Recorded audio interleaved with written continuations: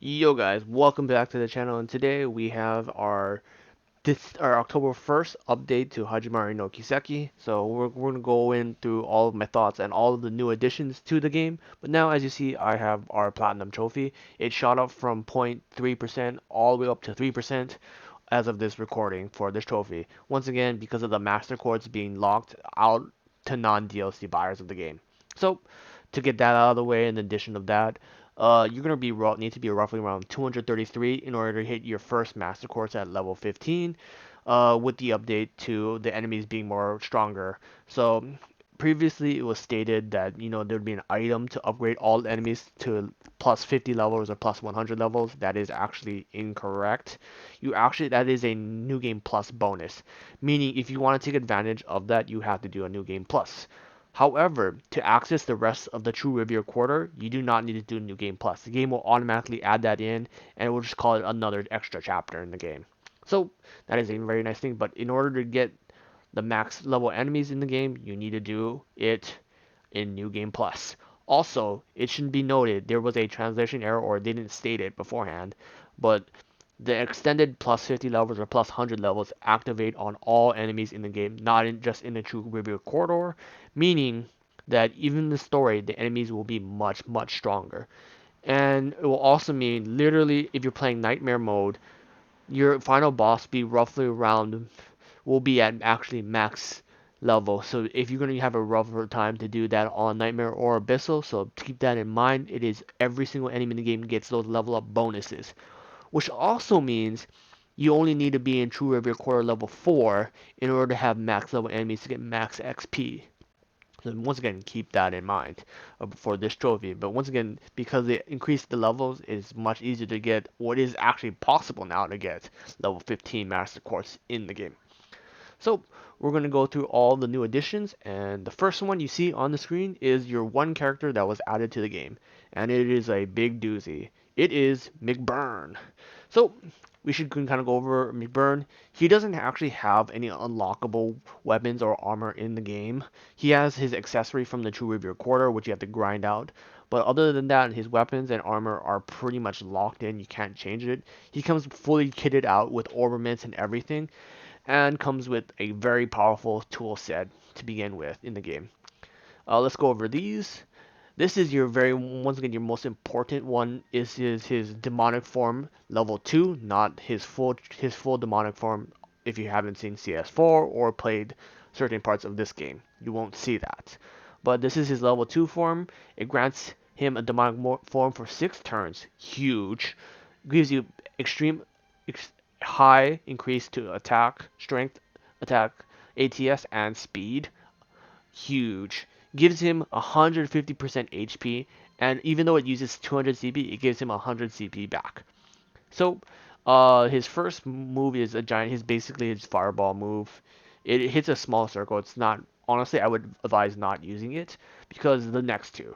The next one is it's a straight line attack, just like Divine Wind Blade. It shoots it down the middle. However, this is double fireball dog move, which can cause conjugal flame, which, as you know, if you've been on the receiving end of this in multiple games, does a significant amount of damage if you get inflicted by that. It is a much stronger version of burn, and this move causes that. This move is his sword, is his demonic sword. He brings it out. He hits a decent area for a hell of a lot of damage at double SS damage. These are your two very powerful moves.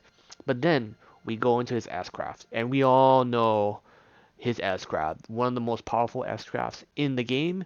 It hits every single part of the map. It is a quintuple S damage rating. Plus, it also causes conjugal flames and reset all for all buffs. It is incredibly good. However, and it also causes delay as well too if it inflicts. However, there's going to be additional EX doors you can also complete. Once again, I'll show it to you here. There's additional trial doors where you can improve and increases the chances of inflicting those statuses. That's all it does. It doesn't increase the damage, it just increases the chance of you inflicting damages. But we can also go on to the next addition to the game, which is updated trial doors. So These are all obtainable in the True Review Quarter. You just have to find the blue treasure chest box and find the associated EX item with it. Then you unlock these.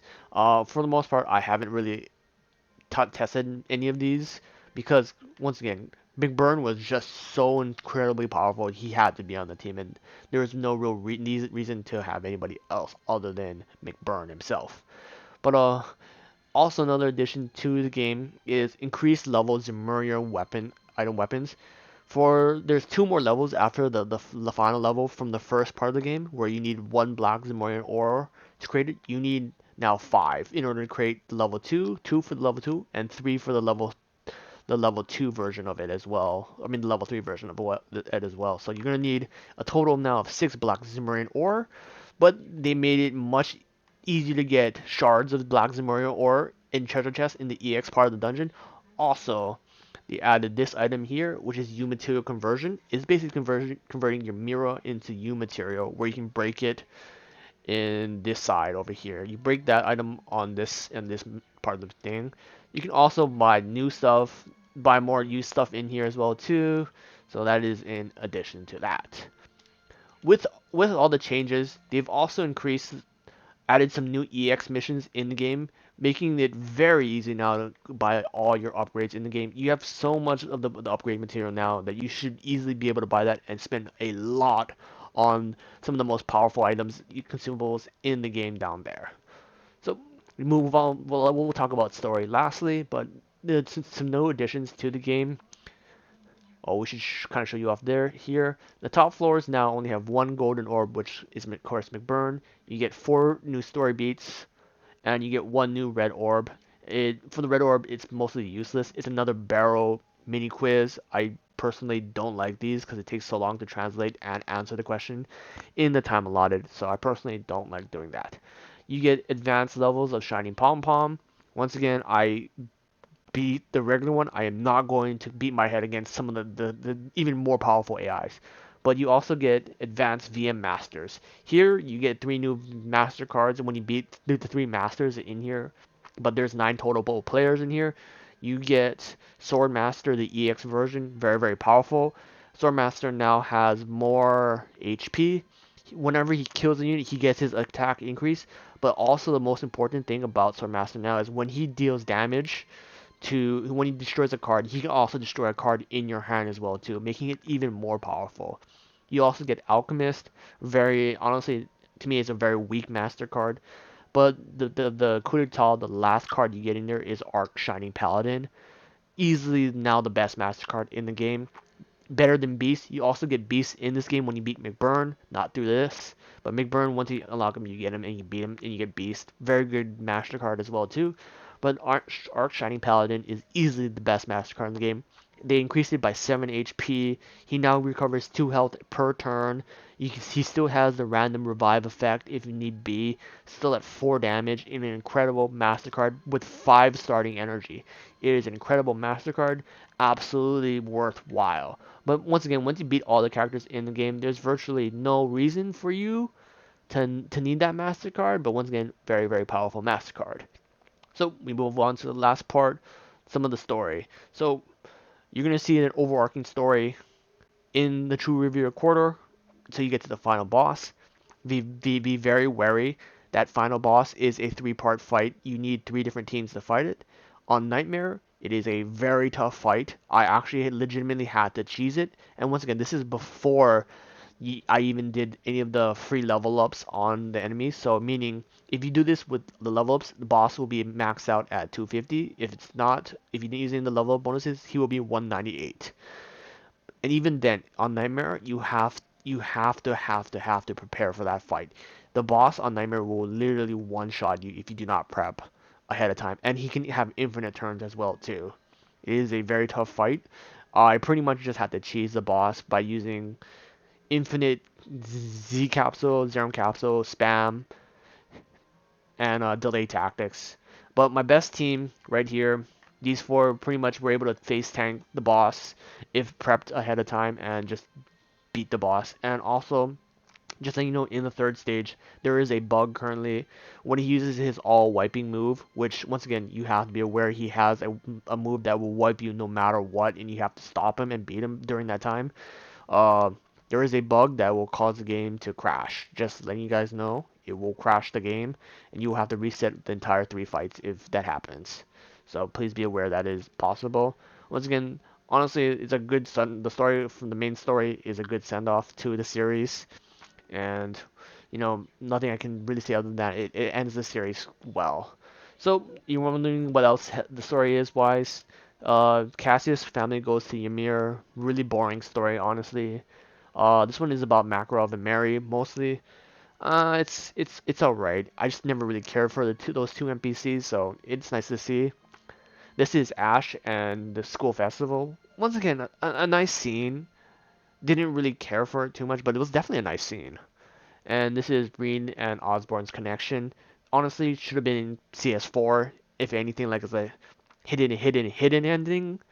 But you know, and this is the most important one right here. I will not play it out because this has heavy implications to the next game.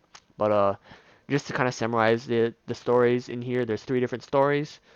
One is about Rennie and Teal'c as when they grow up later and their involvement in some of the new stuff in the game. There's a story about the new characters for the new game in there as well too. And to me, the most impactful to me is a story about Ring going to Calvary with his family. He gets attacked by assassins, and the major reveal is Yenfei. He meets Yenfei's second to last student. It's a female Kunoichi. He meets her there, and they have a challenge. Ring loses, so this once again implies that we might get another Yunfei character, one of the 8 leaves. I mean, the 8 leaves blazed out, and we could possibly see Rin in the next game. Huge, huge, huge implications, guys. So, and there's also a little tidbit here with this image on the bottom left that has to go with the Grandmaster. But once again, we'll not spoil that just in case. Alright, boys, that is it for me in this video. Till the next one.